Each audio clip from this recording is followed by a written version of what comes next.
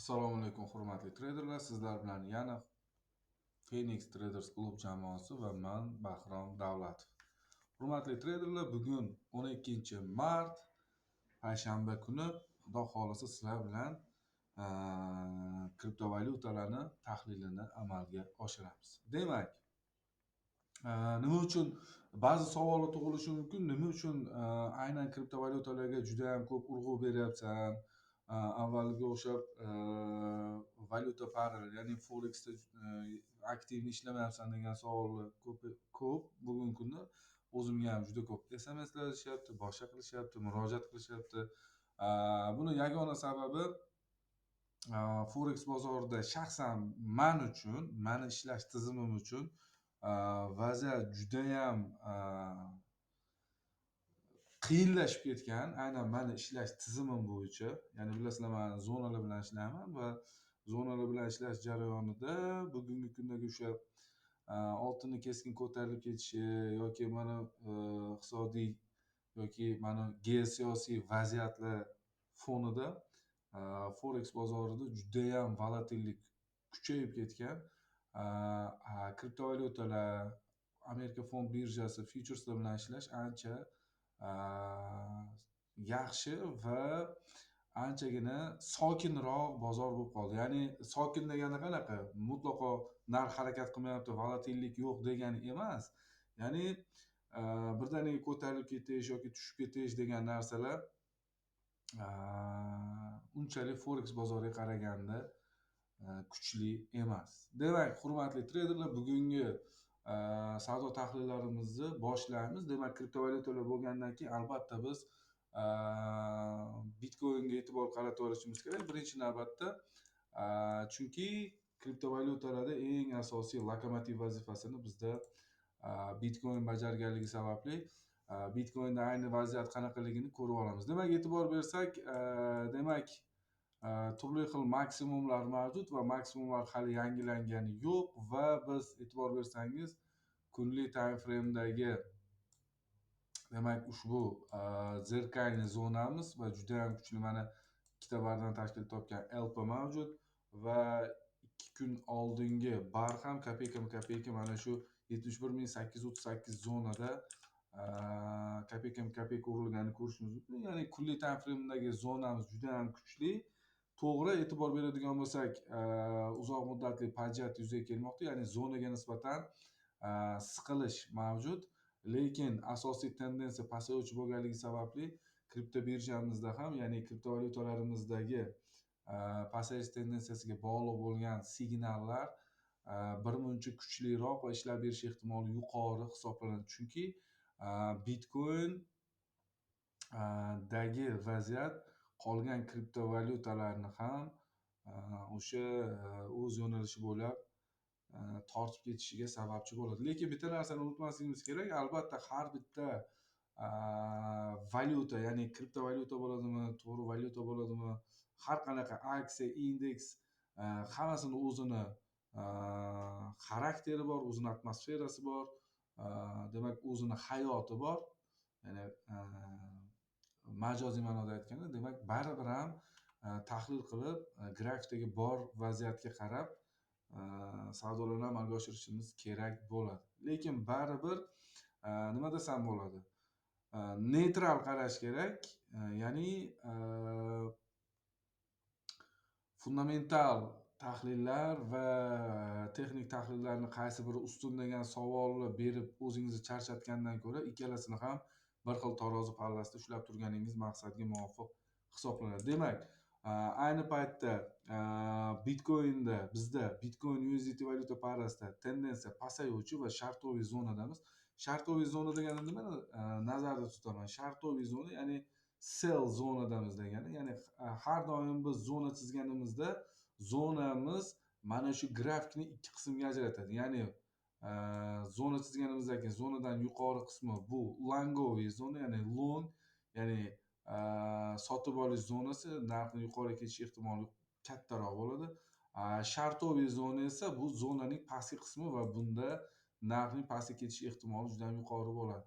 Ya'ni mana bu biz shartoviy zonada turibmizmi, har qanday sellga bo'lgan savdo tahlillari va ushbu tahlillarning tasdiqlanishi natijasida savdoni amalga oshirganimizda biz o'sha daromadli savdoni amalga oshirish ehtimolimiz yuqoriroq bo'ladi. Albatta 100% degan narsa yo'q.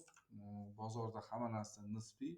Demak, shundan kelib chiqqan holatda savdolarni amalga oshiramiz. Demak, bir nechta savdo g'oyalarini tayyorlab qo'yganman. Bundan biz birinchisi mana virtual USDT valyuta parasi, ya'ni kriptovalyutasiga e'tibor qaratamiz. Demak, virtual USDT kriptovalyutamizda demak nima ssenariy kutamiz? E'tibor beramiz. Ushbu valyuta paramizda demak mana bu paranormal bardan hosil bo'lgan zonamiz mavjud va ushbu zona mana bu joyda kopeyka, ya'ni paranormal o'suvchi bar bilan zerkali zonani hosil qilgan va mana bu joydagi zonamizni yuqoriga pastga buzib o'tish holati, ya'ni raspil holati bu zonani yana kuchaytiradi va undan tashqari mana bunaqa zonamizga kopeyka barlarning urilishi, mana bunday holatda urilishi zonani juda ham kuchli ekanligini bizga ko'rsatib beradi. E'tibor beramiz, ushbu valyuta parasida biz nima kutyapmiz? E'tibor bersangiz, eng oxirgi mana bu zonaga urilgan paranormal bar juda ham kuchli orqaga qaytish amalga oshirmagan va e'tibor bersangiz, undan keyingi bar ham juda ham kuchli pastga harakatni amalga oshirmagan. Bu esa katta ehtimollar bilan aynan zona oldida narxning nakopleniyani hosil qilib, asta-sekinlik bilan yana yuqoriga harakat qilish ehtimolini bildiradi. Demak, biz ushbu virtual USDT valyuta parasini kuzatamiz va agarda narx 0.7239 zonadan yuqoriga probойный modelini amalga oshiradigan bo'lsa, demak biz yuqoriga longoviy pozitsiya bilan savdoni amalga oshirishimiz mumkin bo'ladi va bunda bizni birinchi narxni to'xtatishi mumkin bo'lgan zonamiz mana bu paranormal bar hosil qilgan lokal zonamiz, ya'ni 0.7973 zonamizda birinchi to'xtashni amalga oshirishimiz mumkin. Agar bu zona proboy qiladigan bo'lsa, demak keyingi zonamiz bu 0.8952 ni yuzaga keltirishi mumkin. Chunki ushbu zona ham juda ham kuchli. Mana ushbu zonani ham zerkali zona deb olsak bo'ladi. Zerkali zonani juda ham ko'plab aytganman, ko'p marta aytganman. Zerkali zona bu yuqori va zonaning yuqori va pastki nuqtalarida mana bunaqa kopeyka narxning urilishi bu zonani zerkali zonaligidan darak beradi. Orada qanaqa holat bo'lishidan qat'iy nazar va qancha muddat o'tganligidan qat'iy nazar ushbu zonamiz zerkali zona deb ataladi. Zerkali zona hattoki ikkita barning o'rtasida ham, ya'ni mana bunaqa holatda bu va mana bu barlar ham zerkali zonani yuzaga keltirishi mumkin. Demak, virtual USDT valyuta parasida 0.7239 zonadan yuqorida buy zelka ochishimiz mumkin bo'ladi. Demak, keyingisi savdo g'oyamiz. Demak, bu menimcha bugun katta ehtimollar bilan probойный holatda yuzaga keltirish ehtimolimiz mavjud. Bu VIF USDT valyuta parasi. Demak, birinchi haftalikka olib o'tamiz. Demak, haftalikka olib o'tsak, mana bu joyda paranormal bar yuzaga keltirgan ekstremum zonamiz bor. Ekstremum zona degan nima degani? Ekstremum zona eng yuqori yoki eng pastki hali biror marta sinalmagan zona ekstremum zona deb ataladi. Ya'ni misol uchun tasavvur qiling, mana bunday zona mavjud. Bunga zona tortganimizda hali biror marta narx kelib urilmagan bo'lsa, mana bu zonaga urilmadi. Bu eng yuqori maksimum, mana bu eng quyi minimum. Bu zonalar hali biror marta narx tomonidan urilib sinalmagan bo'lsa, bu zonalar ekstremum zona deb ataladi.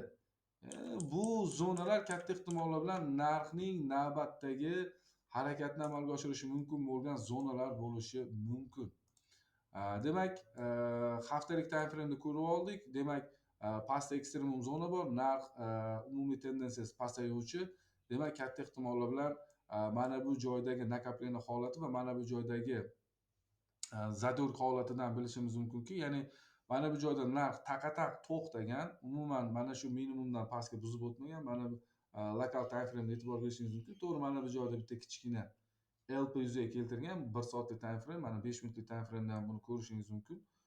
5 minutlik time frame'dan mana bu joyda bitta kichkina LP, lekin yana yuqoriga harakatni amalga oshirgan. Lekin ushbu narx to'xtagandan keyin yuqoriga amalga oshishi mumkin bo'lgan, ya'ni amalga oshishi kerak bo'lgan impuls yuzaga kelmadi. Aksincha, bu joyda sotuv yana aktivlashdi. Sotuv aktivlashganini qayerdan bilamiz? Mana bu barning yopilgan nuqtasidan yuqoridagi soyaning uzunligi yuqoridan sotuv hali ham bosim bilan davom etayotganligini bildiradi. Va e'tibor bersangiz, narxlar juda ham minimumda juda kuchli yig'ilish, ya'ni nakapleniya holatini yuzaga keltiradi. Bu esa pastga proboj juda ham kuchli impuls bilan davom etishidan darak beradi. Demak, VIF USDT valyuta parasi katta ehtimollar bilan 0.1593 yo'q. Minglar uzr. 0.1614 zonadan pastda shartoviy pozitsiya bilan savdoni amalga oshirishimiz mumkin bo'ladi. Demak, bunda demak zonada pasayuvchi tendensiya, umumiy tendensiya pasayuvchi, narx zadork hosil qilgan, ya'ni zadork degani yo'nalish bo'ylab qarama-qarshi tomonga bitta bar yuzaga keltiradi kunlik time frame'da va yuqoriga impuls yuzaga kelmasdan yana o'z yo'nalishi bo'ylab davom ettiradi. Demak, aynan mana shu joyda zonani pastida mana bu to'xtashdan keyin yuqoriga zadork bo'lgan zonada buy сделка bilan savdo qilgan ishtirokchilar juda ham ko'p va pastda juda ham ko'p buy сделкani sotish orderlari, ya'ni stop losslar turganligi sababli pastga impulsiv harakat kuchli bo'lish ehtimoli mavjud. Uning uchun albatta 1 soatlik, 5 minutlik time frame'larimizda zona oldida nakapleniya va zatuhaniya bo'lgan bo'lishi shart va zarur. Ya'ni e'tibor bering, kichkina time frame'da narx harakatni amalga oshirgandan keyin albatta mana shu zona oldida juda ham kuchli nakapleniya hosil qilib, ana undan keyin buzib o'tishni yuzaga keltiradigan bo'lsa, biz savdoni amalga oshirishimiz mumkin bo'ladi. Agar impulsiv harakat bo'ladigan bo'lsa, ya'ni e'tibor beramiz, agarda narx zonani impulsiv barlar bilan buzib o'tadigan bo'lsa, shoshilmaymiz. Katta ehtimollar bilan mana bu joyda retest berib, ana undan keyin ketishi mumkin yoki bir marta orqaga qaytgandan keyin yana narx orqaga qaytib, proboyni amalga oshirgandan keyin mana bu joydan stop loss va birinchi proboyni amalga oshirgan nuqtadan sell zga kirishimiz mumkin bo'ladi. Ayni paytda VIF USDT valyuta parasida 0.1614 zonadan pastda sell pozitsiyani kutishimiz kerak bo'ladi. Demak, navbatdagisi, demak, bunda biz сделка ochganmiz va Telegramga tashlab qo'yganmiz ushbu сделкani. Nima uchun savdo bitimini amalga oshirilganini tushuntirib o'taman. E'tibor bering, mana bu joyda ham bizda ekstremum zona mavjud kunlik time frame'da va undan tashqari aynan mana shu joyda tendensiya, umumiy tendensiya pasayuvchi. Albatta biz trendga qarshi ishlamasligimiz kerak, trend bo'ylab harakat qilishimiz kerak. Demak, tendensiya pasayuvchi, har qanaqa pasayuvchi trendga signal beruvchi savdo g'oyasi tasdiqlangandan keyin yana ham ishonchliroq hisoblanadi. Demak, shunga asoslanib mana birinchi zonamiz, ya'ni kunlik time frame'dagi zonamiz mana bu bo'lgan. E'tibor bering, mana bu bar. Chunki aynan mana shu bardan keyin narx mana shu nuqtada to'xtashni amalga oshirgan. E'tibor bering, yana o'sha bundan bitta oldindagi VIF USDT valyuta parasi xuddi mana shu holat yuzaga keldi. Ayni paytda bizda hozir mana bu yuzaga kelmoqda VIFda. Bundan bitta oldingi valyuta parasi. E'tibor bering, bunda ham zadork bo'lgan. Zadorkdan keyin yuqoriga yurish kerak bo'lgan, lekin yurmayapti. Bunda ham sotuv davom etyapti va mana bunda ham narx yuqoriga harakat qilishga urinib ko'rgan, lekin juda ham kuchli sotuv bosim bergan va e'tibor bering, aynan mana shu joyda narx nakapleniya holatini yuzaga keltirgan. Va yaxshilab e'tibor bersangiz, pastda mana ekan zapas xod, ya'ni ekstremum zonamiz, umumiy tendensiya pasayuvchi va harakat qilinayotgan navbatdagi zona bu 0.3066 zonani ekanligini biz bilib turibmiz. Va e'tibor bersangiz, 1 soatlik time frame'da ham zonaga kelgan narx yuqoriga chiqqan, retest yuqoriga boryapti, lekin e'tibor bersangiz 1 soatlik time frame'dagi mana bu barlarga e'tibor bersangiz yuqoridan sotuv juda ham kuchli mana va yana orqaga qaytib zonaga asta sekinlik bilan impulsiv emas, asta sekin akkumulyatsiya harakatini amalga oshirgan. Va biz mana bu joyda kunlik emas, lokal zonani belgilab olganmiz. Ya'ni lokal zonani qayerdan belgilab oldik? Narx eng ko'p urilgan zonani mana lokal zona deb belgilab oldik va aynan mana shu lokal zona buzilgandan keyin e'tibor bering, mana biz lokal zona bu bizniki. Lokal zona buzib o'tilishi bilan сделкаga kirdik, lekin stop lossimiz bizda kunlik time frame'da belgilangan zonamizdan biroz yuqoriroqqa qo'yganmiz va ushbu сделкamiz qisqa muddat intraday emas, o'rta muddatli savdo bitimiga aylangan. Chunki atar yetarli. Demak, 1/3 nisbatda bemalol ishlab olsak bo'ladi. Bu endi o'rta muddatli savdo bitimini amalga oshirganmiz. Endi bu 1 kun, 2 kun, 3 kun yoki bir necha kun harakatni amalga oshirish mumkin. Bu ko'ramiz. Narx harakati impulsiga qaraymiz. Uzoq muddatli savdo bitimi bo'lganligi sababli imkon qadar bunaqa uzoq muddatlikda o'sha narx 1 ga 1, 1 ga 2 yurgandan keyin savdo bitimini bu stop loss katta bo'lib ketganligi sababli o'sha безубыточный holatga olib o'tishni tavsiya qilamiz. Demak, kutamiz, bunda savdo bitimini amalga oshirganmiz. Demak, e'tibor bersangiz, aynan mana shu zona oldida ham juda kuchli nakapleniya va затухание bo'lgan va kuchli impuls bo'lgan.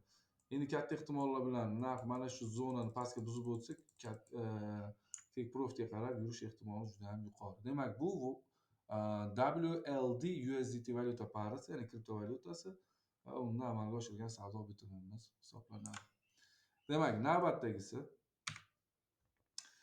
navbatdagisi APT USDT. APT USDT. Demak, bunda ham ssenariy juda ham oddiy, ya'ni hurmatli treyderlar, trading sohasini murakkablashtirish kerak yo'q. Siz xuddiki soat kabi bo'lishingiz kerak. Juda ko'p shogirdlarim bilan gaplashamiz va juda ko'plari aytishadi. Bahrom yoki ustoz, trading sohasi aslida qiyin narsa emas ekan. Bu juda ham aqlli bo'lish kerak yo'q ekan bu sohada. Bu shunchaki sabr toqatingizni sinaydigan va ma'lum vaqt talab qiladigan soha ekan. Siz shunchaki o'rgangan narsangizni o'zingizni savdo sistemangizni shunchaki qaytaraversangiz baribir daromadga chiqar ekansiz.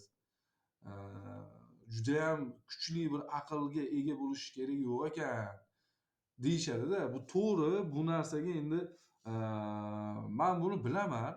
Chunki juda ham ko'p aqlli insonlar o'rganishga harakat qilgan, boshqa qilgan, lekin eplolmagan. Bunda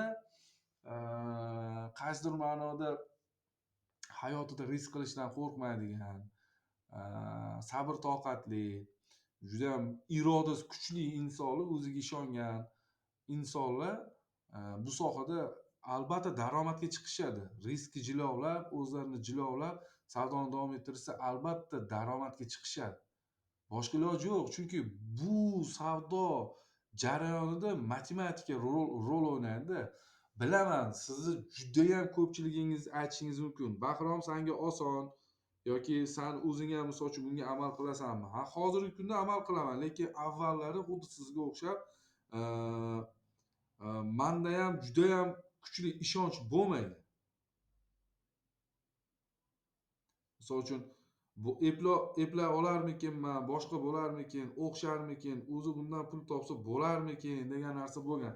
Faqat o'sha matematikaga, o'sha o'zimni savdo tizimimga qat'iy rioya qilish boshlaganimda, eng asosiysi hurmatli treyderlar, daftar tutishni boshlaganimdan keyin tradingdagi nima desam bo'ladi, yorug' kunlarim boshlangan. Ungacha nima qilyapman, qanaqa qilyapman, kechagi kuni qancha daromad qilgandim, bugun qancha risk qilsam bo'ladi, har bitta сделкамni qanchadan risk qilyapman, qaysi сделкani kuzatyapman, qaysi instrumentlarni kuzatyapman, qaysida savdo bitimi ochishim kerak edi, qaysini ochmasligim kerak edi, umuman farqi bo'lmaganda. Просто tak grafik ochardim, o'zimdan o'zim tahlil qilardim, ishlab ketaverardim. Birim ikki bo'lmas. Daromad qilardim, xuddi sizga o'xshab. Bir marta daromad, bir marta zarar, Misol uchun 4 ta 5 ta daromadli сделка ochgandan keyin 2 ta 3 ta zararli сделкаңiz sizni bor pulingizni yo'qotib qo'yadi. To'g'rimi? Yoki daromadingizni 4 ta 5 ta daromadli сделкаңizni bitta 2 ta zararli сделкаңiz yo'qotib qo'yadi. Chunki nimaga? Chunki siz matematikaga rioya qilmayapsizda, sabr qilmayapsiz. Siz shunchaki sabr qiling, hammasi o'xshaydi. Demak, hurmatli treyderlar, davom etamiz. Bitta narsa, hurmatli treyderlar yoki treyder bo'lmoqchi bo'lgan insonlar, bu sohani qimormikin, haqiqatda o'sha gaplar rostmikin deb o'rganishni boshlasangiz, yo bo'lmasa o'shanaqa shubha bilan o'rganishni davom etayotgan bo'lsangiz, yaxshi yig'ishtirib qo'yganingiz yaxshi. Vaqti keladi bu narsa, bu moliyaviy erkinlikka erishish uchun eng asosiy yo'nalishlardan bittasiga aylanadi baribir. Lekin albatta uning uchun bilim olishga to'g'ri keladi. Bugungi kunda O'zbekistonda to'g'ri endi. Misol uchun o'rmonga o't ketsa qo'li quruq baravar yonadi deyiladi, to'g'ri. Misol uchun odamlarni ishonchini suiiste'mol qilayotganlar ham bor, lekin yaxshilari ham borda. Insonlarga yaxshilik ulashmoqchi bo'lganlari ham bor. To'g'ri, pulga sotadi, pulga o'rgatadi. Tekin narsa yo'q, bundan buyog'iga bo'lmaydi ham tekin narsa. Bo'lmaydi hech qachon. Bundan buyog'iga qimmatlashadiki, tekin bo'lmaydi hech qachon.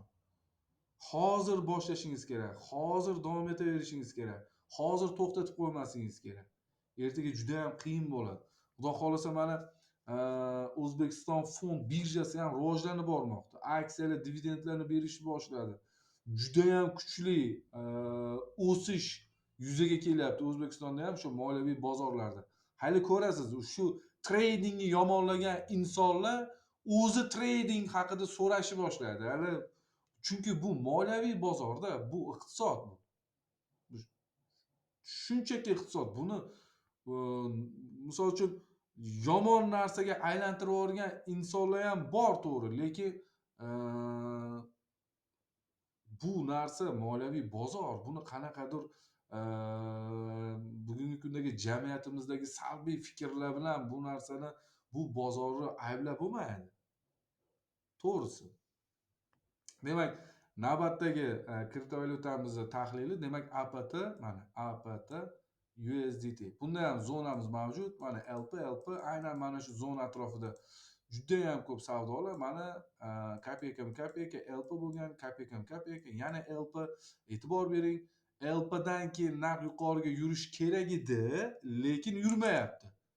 Aksincha, yuqoriga yurmoqchi bo'lganda sotuv juda ham kuchli bosim bermoqda va pastga yana narxni yo'naltirmoqda. Va e'tibor bering, oraliq 10 kundan kam muddat bu blijer test, undan tashqari juda ham kuchli mana pajat yuzaga kelgan, ya'ni siqilish yuzaga kelgan zonaga nisbatan juda katta ehtimollar bilan agar narx pastga probойный amalga oshiradigan bo'lsa, ya'ni buzib o'tadigan bo'lsa, narx katta ehtimollar bilan ekstremum zonamiz, ya'ni 0.7885 gacha harakatni amalga oshirish ehtimoli mavjud. Demak, APT USDT valyuta payramiz, kriptovalyutamizda katta ehtimollar bilan 0.9142 zonadan pastga buzib o'tishganimizdan keyin sell pozitsiya kirishimiz mumkin bo'ladi. Davom etamiz. Demak, navbatdagisi DOT USDT. DOT USDT'imizni ham ko'rib chiqamiz. Demak, bunda men longoviy сделка kutyapman, ya'ni narxning yuqoriga harakat qilishini kutyapman. Sababi narx zonaga urilyapti, kuchli impuls yo'q. Aynan mana zona, bizda zonamiz mana bu joy, lokal zonamiz, globalniy zonamiz mana bu joyda globalniy zona bor, kopeyka urilmoqda. Katta ehtimollar bilan narx yuqoriga buzib o'tib ketadi. Chunki zonani bir necha marta mana buzib o'tishga harakat qilmoqda. Pastga bosim bor, lekin juda ham kuchli emas. Sotib olish hali ham o'z kuchini ushlab turibdi. Katta ehtimollar bilan narx zonaga qaytib kelib urilib, mana shu joyga probой qiladigan bo'lsa, longoviy pozitsiya bilan ishlab olishimiz mumkin bo'ladi, lekin hozircha kutishimiz kerak. Chunki pastga buzib o'tib ketishimiz ham mumkin. Bu hozircha kutamiz. Keyingisi FIL USDT. Demak, bunda ham shartoviy сделка kutib turibman. Sababi sell pozitsiya kutib turibman. Bunga sabab mavjud. E'tibor beramiz, ekstremum zona, ya'ni hali biror marta sinalmagan eng quyi zona. Demak, tasdiqlangan zonamiz bor. Mana kopeyka urilgan va e'tibor bering, nima uchun shartoviy сделка kutib turibman. Sabab paranormal большой bar urilgan, LP hosil qilgan, yuqoriga yurmoqchi bo'lgan, lekin e'tibor bering, mana bu barning yopilish nuqtasiga va eng yuqori maksimumga e'tibor bering. Soya juda ham kuchli, chunki ushbu joyda sotuv bosimi haliyam mavjud. Va agarda bugun katta ehtimollar bilan narx ushbu zonani pastga proboy qiladigan bo'lsa, ekstremum zonagacha sell pozitsiya bilan ishlab olishga imkoniyat beradi. Demak, bu joyda LP dan keyin yuqoriga impuls yo'q, zona kuchli, Daniel test bo'lgan, lekin Daniel testda haqiqatda birinchi marta buzib o'tolmagan, sotish davom etmoqda, pastga bosim bor, LP dan keyin impuls yo'q va yana narx zonaga qaytib kelmoqda. Mana shu zonada kichkina time frame'da zatuhani hosil qilib, asta-sekinlik bilan pastga proboyni amalga oshirishimiz mumkin bo'ladi. Demak, FIL USDT valyuta parasida 0.851 zonadan pastda sell pozitsiya bilan ishlab olishimiz mumkin. Keyingisi, bunda ham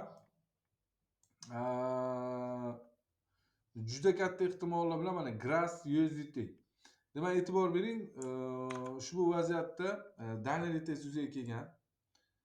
Daniel test mana 10 kundan ortiq muddatda narx juda ham kuchli pastga tushgan, juda ham kuchli yuqoriga ko'tarilgan. Demak, e'tibor bering, ushbu holatda ham juda ham kuchli pastga tushish kutmayapman.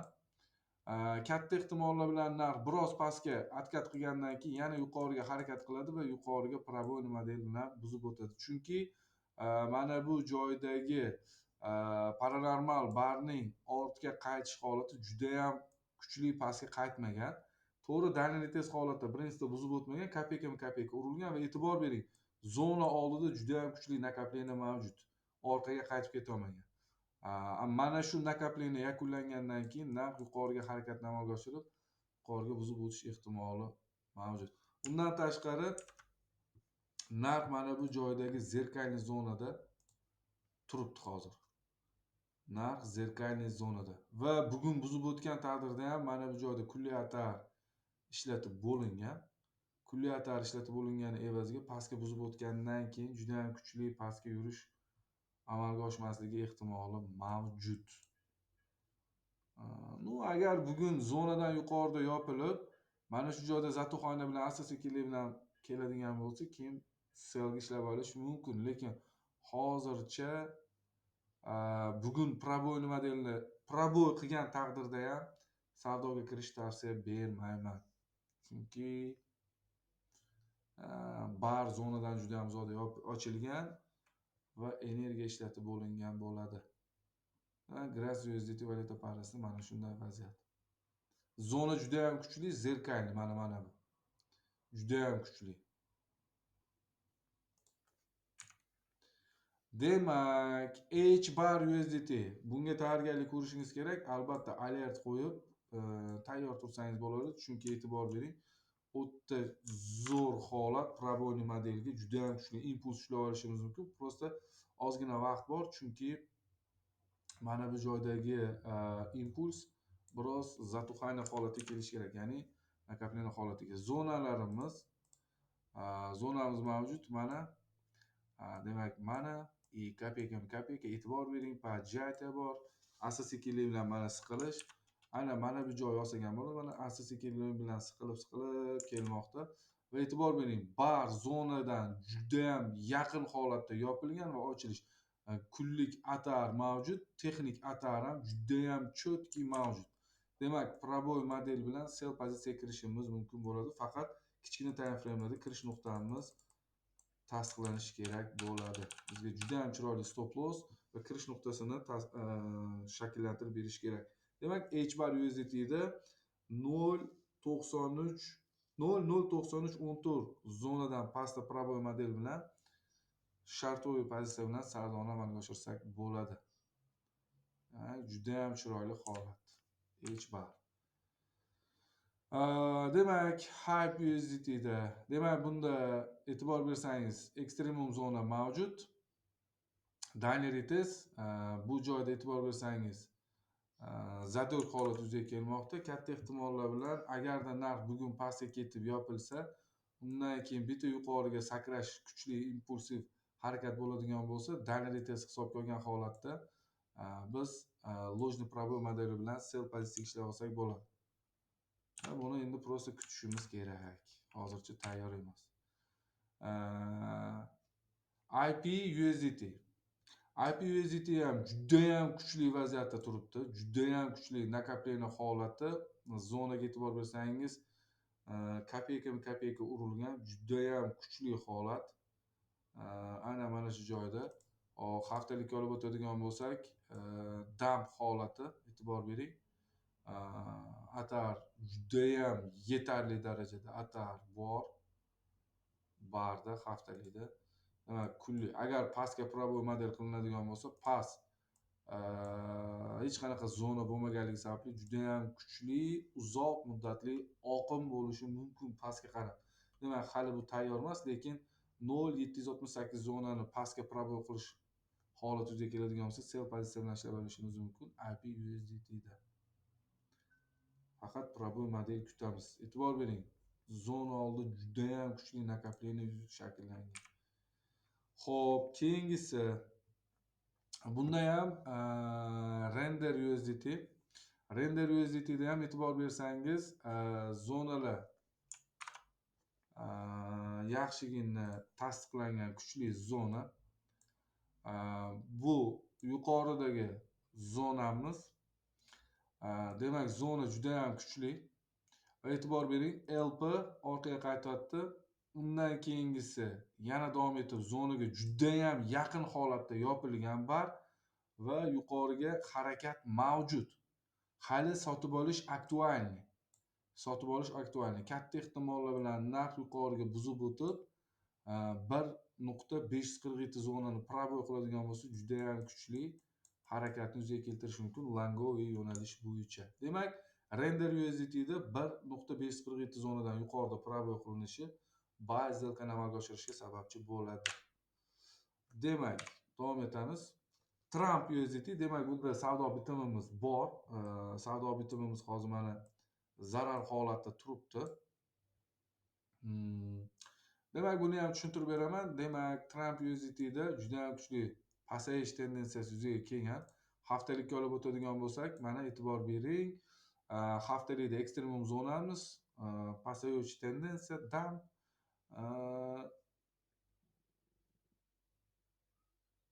Coin juda ham kuchli pasayishda davom etmoqda. Ushbu holatni nazarda tutgan holatda mana bu joy juda ham katta bo'shliq, hech qanaqa zona yo'q.